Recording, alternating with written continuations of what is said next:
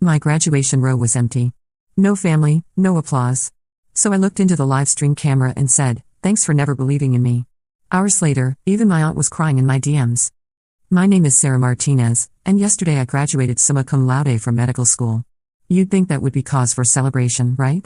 Well, let me tell you about my family first, and then you'll understand why my graduation row looked like a graveyard. Growing up, I was always the difficult one. My parents, Linda and Robert, had my older brother James first.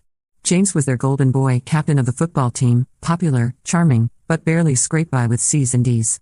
Then there was my younger sister Emma, who was the family princess, pretty, social, but also academically mediocre. And then there was me, stuck in the middle, with my nose always in a book and zero interest in the social hierarchies that seemed to matter so much to everyone else.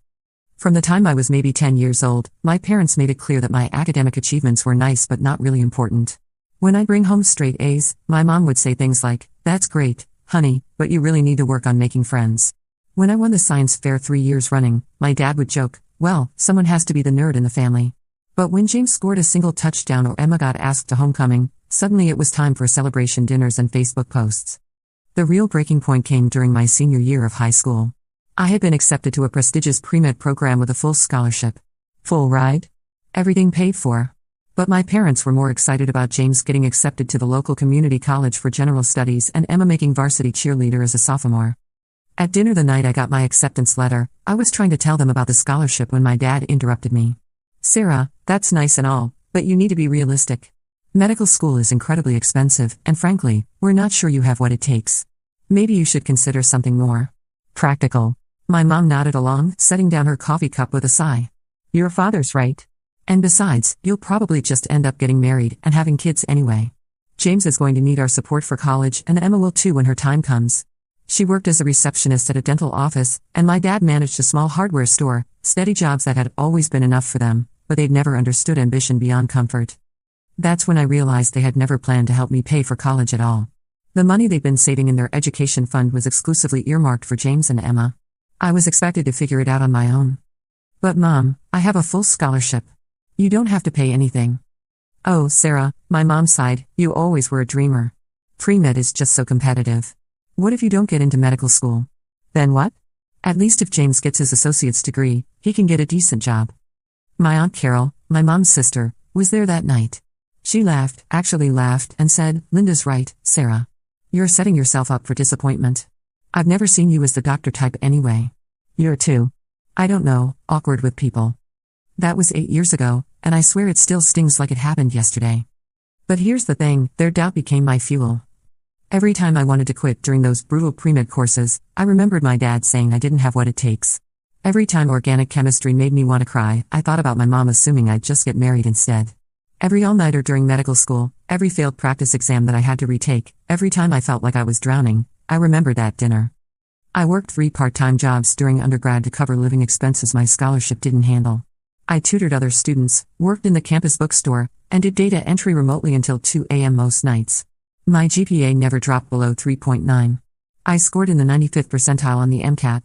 I got into my top choice medical school with another scholarship that covered 75% of tuition. And through all of this, 4 years of undergrad, 4 years of medical school, my family's attitude never changed. They came to my high school graduation, but spent the whole time talking about James's plans for community college. They didn't come to my college graduation because it was the same weekend as Emma's prom, which was apparently more important.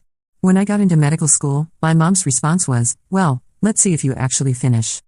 The worst part was how they talked about me to extended family. I found out through my cousin Mike that my parents would tell people I was still in school with this kind of embarrassed tone, like I was a 26-year-old failure living in their basement instead of someone earning a medical degree. They'd brag about James's job at a local insurance company and Emma's engagement to her high school boyfriend, but I was just still studying.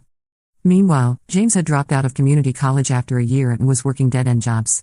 Emma had gotten pregnant at 19, married quickly, and was now divorced with 2 kids at 23. But somehow, they were still the success stories, and I was still the family disappointment. The final straw came 6 months ago during Christmas dinner. I had just finished my surgery rotation and was exhausted but happy. I'd gotten excellent evaluations and was being considered for a competitive residency program. I was trying to share this with my family when my Aunt Carol interrupted me. "You know, Sarah, I have to ask, when are you going to stop playing school and get a real job? You're 27, you're not getting any younger, and this whole doctor thing. I mean, come on. You've been in school forever. Don't you think it's time to face reality? My dad nodded. Carol's got a point. Sarah, you could get a job as a nurse or something medical adjacent. You don't have to keep chasing this impossible dream. It's not impossible, I said quietly. I'm literally 6 months away from graduating medical school. My mom laughed. Oh, honey, you've been saying you're almost done for years now. We'll believe it when we see it. But what really broke me was what happened next. Emma, who had been quiet up until then, suddenly perked up. Oh my God, speaking of careers, did I tell you guys? Kevin got promoted to assistant manager at the sporting goods store. We might actually be able to afford a house now. And just like that, the entire table exploded in congratulations. My dad was patting Emma's shoulder, my mom was clapping, Aunt Carol was asking about their house hunting plans. This was what excitement looked like in my family. This was what pride looked like. Assistant manager at a sporting goods store warranted more enthusiasm than my surgical rotation evaluations. I sat there watching them celebrate Emma's boyfriend's promotion, not even Emma's achievement, but her boyfriend's promotion, while my news about potentially matching with a top-tier surgery program had been dismissed as unrealistic dreaming. The contrast was so stark it was almost funny. Almost. That's wonderful, Emma, I said when there was a break in the congratulations. I'm happy for you both. Thanks, Sarah, Emma said, then added with what I'm sure she thought was kindness, maybe when you're done with school, you can move back here too. There's a really nice urgent care clinic that's always hiring nurses. The assumption that I'd end up as a nurse wasn't even what bothered me most. It was the automatic assumption that I'd move back to my hometown, that I'd want to be close to them, that their geographic area represented the pinnacle of career success. As if the idea that I might want to work at a major medical center in a different city was incomprehensible. I'm not going to be a nurse, Emma. I'm going to be a surgeon. Uncle Dave, who rarely spoke during family gatherings, chose that moment to offer his wisdom. You know, Sarah, there's nothing wrong with nursing. My buddy Rick's daughter is a nurse and she makes decent money. Sometimes it's better to be realistic about your limitations. My limitations. As if scoring in the 95th percentile on the MCAT was a limitation.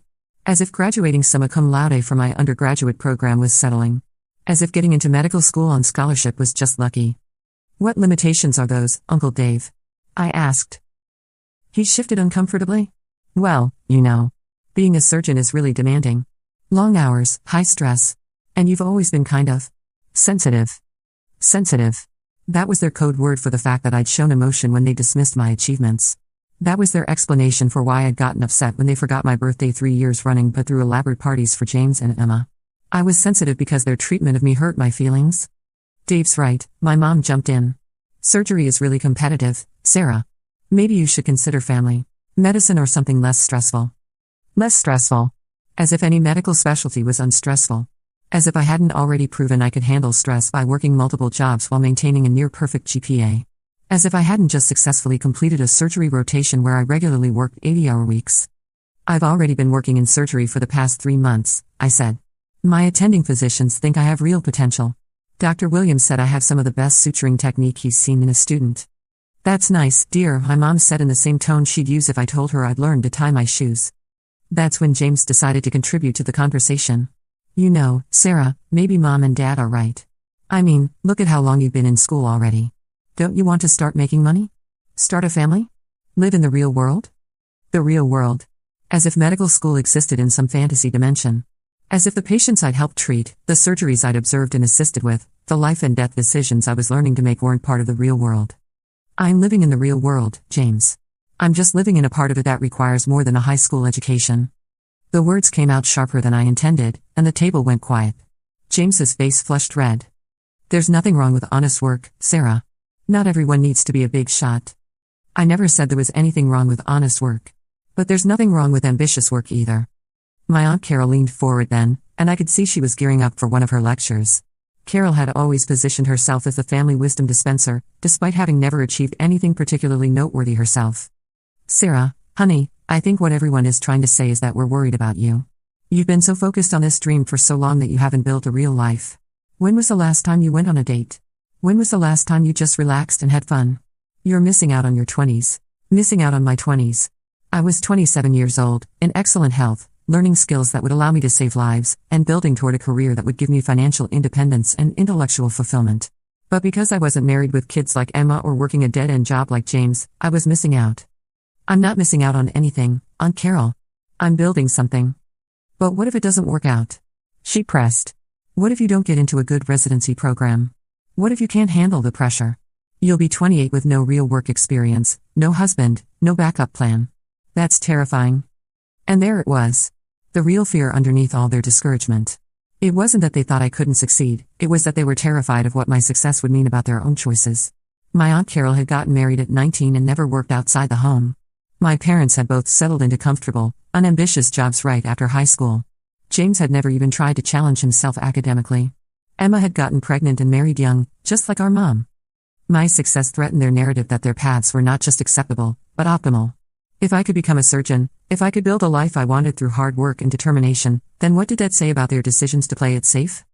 I do have a backup plan, I said quietly. It's succeeding. My dad shook his head. That's not a plan, Sarah. That's wishful thinking. No, Dad. Wishful thinking is assuming that things will work out without effort. I've been putting in the effort for 8 years. I've earned my place in that program. But medical school is just the beginning, my mom said. Residency is even harder. And then you'll be working all the time, you'll never see your family, you'll be stressed constantly. Is that really the life you want? What struck me was that she said you'll never see your family like it would be a loss. As if a family that had spent 8 years telling me my dreams were unrealistic was something I desperately miss. Maybe I want a life where my work matters, I said. Maybe I want to do something that actually makes a difference. Uncle Dave snorted. Everyone thinks their job matters, Sarah. That doesn't make you special. Special? There was another loaded word. Growing up, anytime I achieved something academic, there was always an undercurrent of don't think you're special. Don't think you're better than us. Don't get too big for your britches. Stay humble. Stay small. I never said it made me special, Uncle Dave. But it does make me happy. Are you happy? Emma asked, and for a moment, her voice was genuinely curious instead of judgmental. Because you always seem so stressed when we see you. I looked at her, really looked at her, and realized she genuinely couldn't understand.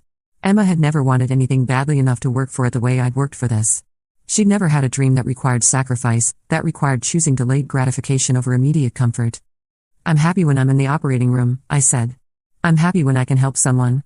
I'm happy when I understand something complex that I didn't understand before. I'm stressed when I come here and have to defend my choices to people who've never tried to understand them. The silence that followed was heavy and uncomfortable. I could see my mom and Carol exchanging glances, my dad staring at his plate, James looking anywhere but at me. Finally, my mom spoke. We just want what's best for you, honey. No, you don't, I said, and the words surprised even me with their certainty. You want what's comfortable for you. You want me to make choices that don't challenge your worldview or make you question your own decisions. You want me to fail so you can say you were right all along. Sarah. My mom gasped. That's a terrible thing to say. Is it wrong, though? Another silence. Longer this time. Carol was the one who broke it. You know what, Sarah? Fine. Prove us wrong. Graduate from medical school. Get your fancy residency. But don't come crying to us when you realize that all that education can't buy you happiness or a family or a real life. And that's when I made my decision. I looked around the table at all of them, my parents, my siblings, my Aunt Carol, my Uncle Dave who never said much but nodded along with everything, and I realized something. They weren't going to believe in me when I graduated. They weren't going to suddenly be proud or supportive. They were going to find some new way to diminish it, just like Carol had done right then. So I said, fine. Don't believe it. But don't expect an invitation to my graduation either. My mom rolled her eyes. Oh, Sarah, don't be so dramatic. But I wasn't being dramatic. I was done. From that moment on, I went low contact. I'd respond to direct texts but stopped initiating conversations. I didn't send updates about my residency interviews or my thesis defense. When they asked how school was going, I'd just say fine and change the subject. My mom complained to other family members that I was being difficult and shutting everyone out, but I was really just protecting myself. The months leading up to graduation were both the most stressful and most liberating of my life. Without the constant background noise of my family's doubt, I could finally hear my own thoughts clearly. I threw myself into my final rotations with a focus I'd never experienced before. During my emergency medicine rotation, I successfully intubated a patient in cardiac arrest on my first try. The attending physician, Dr. Chen, looked at me with genuine respect and said, "Nice work, Rodriguez. You've got steady hands and good instincts." Later, when we were debriefing the case, she asked me about my residency plans. Surgery, I told her. I'm hoping to match with Metropolitan General. Good choice, she said. Dr. Patterson runs an excellent program there. You should be proud of yourself for making it this far. Should be proud of myself. It was such a simple statement, but it hit me like a lightning bolt. I realized that I had been so focused on trying to earn my family's pride that I'd forgotten to be proud of myself. But standing there in my scrubs, having just helped save someone's life, I felt it. Pride. Pure, uncomplicated pride in what I had accomplished. That night, I called my best friend from medical school, Jessica, who had matched with a pediatrics program in Seattle. We'd become close during our second year when we were both struggling with anatomy and decided to form a study group. Unlike my family, Jessica understood the sacrifices medical school required. "Jess," I said when she picked up, "I think I'm actually going to do this." She laughed. "Sarah, you've been doing it for 4 years. You're 3 months away from being Dr. Rodriguez." "I know, but today in the ER, Dr. Chen told me I should be proud of myself, and I realized. I am. I'm actually proud of myself." There was a pause, and then Jessica said gently, "Sarah, has your family been making you feel like you shouldn't be?" I'd never talked to Jessica about my family's situation in detail. I'd mentioned that they weren't supportive, but I'd never explained the full extent of their negativity. That night, I told her everything. The dismissive comments, the constant suggestions that I was being unrealistic, the way they celebrated James's and Emma's mediocre achievements while treating my successes like they were inevitable disappointments waiting to happen. "That's emotional abuse," Jessica said when I finished. "Sarah, that's not normal family behavior. Parents are supposed to support their children's dreams, not tear them down." Hearing someone else name it was both validating and heartbreaking. I'd spent so many years thinking maybe they were right, maybe I was being unrealistic, maybe I was too sensitive. But Jessica's reaction made me realize that no, their behavior was not normal or acceptable. "The worst part," I told her, "is that I'm starting to succeed in spite of them, but I still find myself wishing they could be proud of me." "Of course you do," Jessica said. "They're your family. It's natural to want their approval. But Sarah, you can't keep waiting for people who are determined to misunderstand you to finally get it. You have to build your own cheering section." That conversation changed something fundamental for me. I started paying attention to the people who did support me. Dr. Martinez, my biochemistry professor, who had written me a glowing recommendation letter and told me I had exceptional analytical skills and the dedication to match. Dr. Williams from my surgery rotation, who had specifically mentioned my natural surgical instincts in my evaluation. My study group friends who celebrated each other's victories and provided support during the low moments. I started going to the medical school's networking events and connecting with residents and attendings who shared my interests. I joined the Student Surgical Society and volunteered for medical missions in underserved communities. Slowly, I built a professional family of people who understood and valued what I was trying to achieve. The contrast became even more stark during my final semester. While I was interviewing for competitive residency positions and working on my thesis research, my biological family's communications became increasingly tone-deaf. My mom texted me pictures from Emma's baby shower for her second child, with messages like, "Look how happy Emma is. Don't you want this kind of joy in your life?" As if I was incapable of joy because I wasn't pregnant at 26. James sent me a LinkedIn article about work-life balance with a note saying, "Thought you might find this interesting since you're always so stressed about school." The article was about corporate burnout, as if 8 years of medical training was equivalent to being overworked at an office job. Aunt Carol forwarded me a news article about physician suicide rates with the message, "Just thought you should see this before you commit to such a demanding career." Because nothing says family support like sending articles about how your chosen profession might drive you to suicide. But the most painful message came from my dad about 6 weeks before graduation. He texted, "Sarah, your mom and I have been talking, and we want you to know that we'll love you no matter what happens with this doctor thing. Even if it doesn't work out, you'll always be our daughter." Even if it doesn't work out.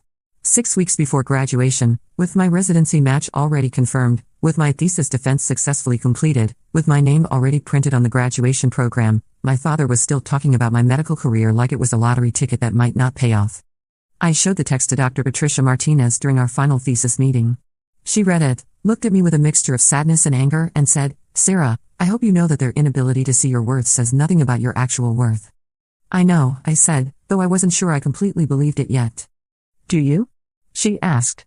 "Because I need you to understand something. In 30 years of teaching, I've worked with thousands of medical students. You are in the top 5% of students I've ever taught. Your thesis work is graduate-level quality.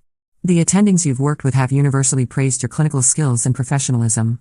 You're going to be an exceptional physician." She leaned forward in her chair. "Your family's inability to recognize your achievements is their failure, not yours. Don't let their small vision limit your understanding of what you've accomplished." That was the day I made peace with my decision to exclude them from graduation. It wasn't about punishing them, though I won't lie and say there wasn't an element of that. It was about protecting the sanctity of my achievement. I had worked too hard and overcome too much to let their negativity overshadow what should be one of the proudest moments of my life. 2 weeks before graduation, I had lunch with my cousin Mike, who was the only family member I'd maintained a close relationship with. Mike was 3 years younger than me and had always been the black sheep of the family for different reasons. He was gay, artistic, and had moved to San Francisco to pursue a career in graphic design. We bonded over being the family disappointments. "So you're really not inviting anyone to graduation?" he asked over sushi. "Nope. Not a single one of them." He was quiet for a moment, then said, "I think you're doing the right thing. I know it probably doesn't feel good, but Sarah, they haven't earned the right to celebrate with you." "That's exactly how I feel," I said, surprised by how well he'd articulated it. "They haven't earned it." "You know what the crazy part is?" Mike continued. "They're going to act like you're the one being unreasonable. They're going to tell everyone that you're being vindictive and shutting them out, but they're never going to acknowledge that they created this situation." He was right, of course. In the weeks leading up to graduation, as word spread through the extended family that I wasn't inviting my parents or siblings, the narrative became about my cruelty rather than their years of dismissiveness. My cousin Lisa, Carol's daughter, called me crying, saying, "Sarah, I don't understand why you're being so mean to everyone. They love you." "Love isn't just a feeling, Lisa," I told her. "It's also actions. And their actions have consistently shown that they don't respect me or believe in me." "But they're family," she said, as if that settled the matter. Being related to someone doesn't give them the right to treat you poorly without consequences. It was a hard conversation, but it helped me clarify my own thinking. I wasn't cutting them out forever, necessarily. But I was setting a boundary that said, if you want to be part of my successes, you need to be part of my journey. You can't spend years tearing me down and then expect to share in the celebration when I succeed despite you. The thing is, I was thriving. Without their constant negativity and doubt, I had space to actually be proud of what I was accomplishing. I matched with my top choice residency program, a competitive surgery residency at a respected hospital.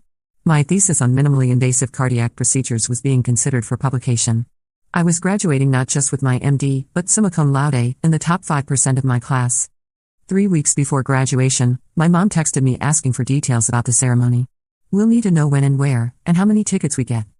I texted back, "I told you at Christmas that you weren't invited." She called me immediately. "Sarah, don't be ridiculous. We're your family. Of course we're coming to your graduation." "No, you're not. Sarah Elizabeth, you are being incredibly selfish and hurtful. This is a family event." "Actually, Mom, it's my event. And you've made it clear for 8 years that you don't believe I'd ever get here. So you don't get to celebrate with me now that I have." She tried guilt, then anger, then bargaining. She got my dad on the phone to tell me I was being childish. James texted me saying I was embarrassing the family. Emma sent me a long message about how family forgives and I was being too sensitive. But the worst was my Aunt Carol. She left me a voicemail that I saved because it was so perfectly awful. "Sarah, I don't know what's gotten into you, but this is just vindictive. Your poor mother is heartbroken. We all know you're upset that no one takes your little medical school thing seriously, but you're an adult now. Time to stop throwing tantrums and include your family." My little medical school thing. Even now, 3 weeks before graduation, that's all it was to them. So yesterday was graduation day. I got up early, put on my cap and gown, and looked at myself in the mirror. I looked good. I looked like someone who belonged there, someone who had earned it. I thought about that scared 18-year-old girl who had been told she was being unrealistic, and I felt proud of how far she'd come.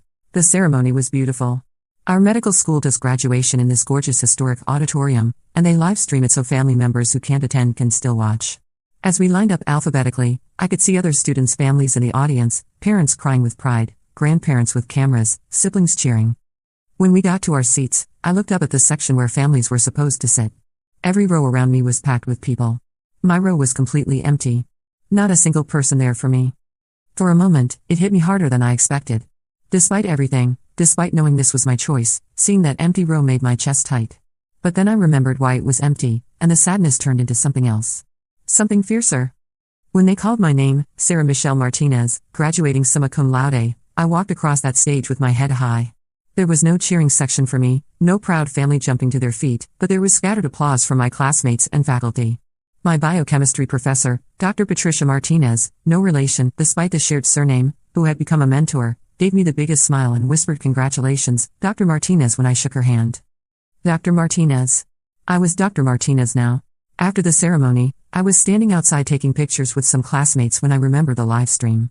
My school posts the video online within a few hours, and I knew my family would probably watch it later to see what they'd missed. That's when I got my idea. I walked back into the auditorium where they were still packing up the live stream equipment. The student tech crew was there, and I knew a few of them from volunteering at school events. "Hey, Marcus," I said to the student running the main camera. "Is this thing still recording?" Yeah, we're just getting some closing shots of the auditorium. Why? Could I? Could I say something into the camera? It'll just take a minute. Marcus looked confused but shrugged. Sure, I guess. This is all going in the archived footage anyway. So I stood there, in my cap and gown, looking directly into the camera, and I said what I'd been wanting to say for 8 years. Hi, Mom. Hi, Dad. Hi, Aunt Carol. I know you're probably watching this later since you decided not to come today. I just wanted to take a moment to thank you. Thank you for never believing in me. Thank you for telling me I wasn't smart enough, dedicated enough, or realistic enough to become a doctor. Thank you for making it clear that my achievements didn't matter to you, because it taught me that they had to matter to me. Thank you for doubting me every step of the way, because your doubt taught me to believe in myself. I paused, looking directly into the lens.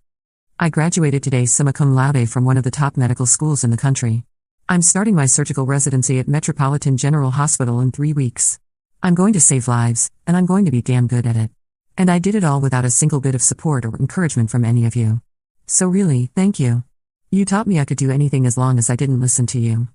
I smiled then, not a bitter smile, but a genuinely happy one. Oh, and Aunt Carol? It wasn't a little medical school thing. It was a big medical school thing. A huge one, actually. Goodbye. Marcus was staring at me with his mouth open when I finished. Damn, he said. Should I cut that out? Nope, I said, pulling off my cap and letting my hair down. Leave it in. I went home, ordered Chinese takeout, opened a bottle of wine I'd been saving, and watched Netflix. It was honestly one of the most peaceful evenings I'd had in years. I was finally done. Done with school, done with trying to prove myself to people who would never see me, done with carrying their doubt around like a weight. I figured the video would go online and maybe my family would see it eventually. I thought they might call to yell at me, or maybe they'd just pretend it never happened. What I didn't expect was what actually occurred. Around 10 p.m., my phone started buzzing. Text after text, missed call after missed call. I ignored it at first, but it kept escalating. Finally, I looked. The messages weren't from my immediate family. They were from everyone else. My cousin Mike, holy shit Sarah, I just saw your graduation video. I had no idea they treated you like that. I'm so sorry and so proud of you. My high school friend Jessica, Sarah. Your graduation speech is going viral on TikTok. You're a badass and an inspiration. My uncle Dave, I'm ashamed of how we treated you. You deserved better. Congratulations, Dr. Rodriguez. Someone had recorded my speech on their phone and posted it on social media. It was spreading fast. But the message that broke me was from my cousin Lisa, Aunt Carol's daughter. Sarah, I just watched your graduation video and I'm sobbing. I had no idea Mom and your parents were so awful to you about medical school. I always thought you were the coolest person in our family and I never understood why the adults acted like you were failing at life when you were literally becoming a doctor. I'm in college now and my parents are pressuring me to drop my engineering major because it's too hard for girls, and watching you today made me realize I don't have to listen to them. Thank you for showing me what it looks like to believe in yourself. That's when I started crying. Happy tears, proud tears, relieved tears. The messages kept coming all night. High school classmates I hadn't talked to in years. People from college. Fellow medical students who had seen the video. Even some of my professors. But the one that shocked me the most came at 2 a.m. From my Aunt Carol. Sarah, I just saw your speech. I can't stop crying. I don't know what to say except that I'm sorry. I'm so sorry. You were right about everything. I was jealous of your intelligence and your drive, and instead of being proud of you, I tried to tear you down. I've been thinking about it all night, and I realize I've done this your whole life. Your mom called me after she saw the video and we both just cried. We failed you. I failed you. I'm so proud of you for becoming the person you are despite us, not because of us. I don't deserve your forgiveness, but I hope someday you might give it anyway. Congratulations, Dr. Rodriguez. You earned every bit of it. I stared at that message for a long time. Carol had never, not once in my life, admitted she was wrong about anything. She'd never apologized to anyone in the family. But there it was. My mom texted an hour later, I saw the video. I saw Carol's message to you. She's right. We failed you. I failed you. I don't know how to fix this, but I want to try. I love you and I'm proud of you and I should have said that 8 years ago. My dad's message was shorter, you're right. I'm sorry. Congratulations, doctor. Even James sent something. I know I don't deserve to say this, but I've always been proud of you. I was just too insecure about my own failures to admit it. You're incredible. Emma wrote a long message about how she'd always looked up to me but felt like she couldn't say so because Mom and Dad never seemed proud of me, so she thought maybe there was something wrong with being smart. She said watching my speech made her realize she wanted to go back to school. By morning, my phone had over 200 messages. Friends, family, acquaintances, even strangers who had seen the video online.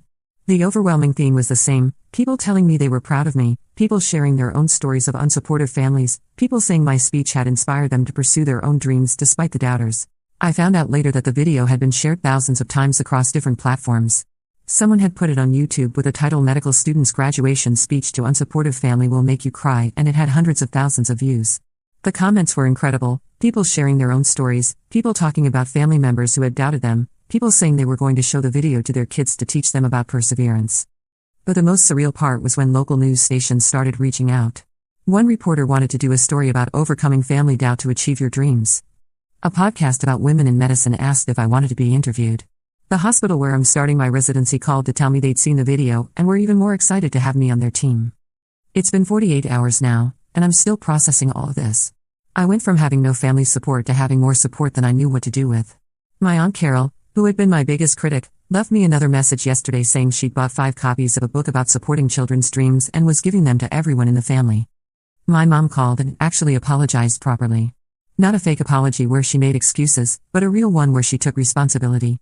She said, "I was wrong, Sarah. I was wrong about everything. I let my own insecurities and fears make me dismiss your dreams, and I taught your siblings and Carol to do the same thing. You deserved parents who believed in you, and instead you got parents who made you feel like you had to prove yourself to everyone. I can't take that back, but I want to do better now." The conversation was awkward and emotional, but it felt real in a way our conversations hadn't felt in years. Here's the thing though, and this is important: I don't regret shutting them out of my graduation. I don't regret my speech. And I'm not going to pretend that their apologies erase 8 years of making me feel like I wasn't good enough. But I am glad they finally see me for who I am. I'm glad my cousins who are still in school saw that it's possible to succeed despite family doubt. I'm glad that somehow my moment of frustration turned into something that resonated with so many people. My residency starts in 2 weeks. My mom asked if she could take me out to dinner to celebrate before I start, and I said yes. We're going to have a lot to work through, and I'm not sure our relationship will ever be what it could have been if they'd supported me from the beginning. But maybe it can be something new, something honest. My Aunt Carol asked if she could frame a photo of me in my cap and gown to put on her mantelpiece. I said yes to that too. And you know what? When I start saving lives in the operating room, when I'm Dr. Rodriguez making split-second decisions that matter, I'll remember this feeling. Not the hurt from years of doubt, but the pride from proving them all wrong. The satisfaction of becoming exactly who I was meant to be, with or without their belief. Sometimes the best revenge is just living well. And sometimes, if you're really lucky, the people who doubted you will finally see what they missed. I'm Dr. Sarah Martinez now. And I got here all by myself.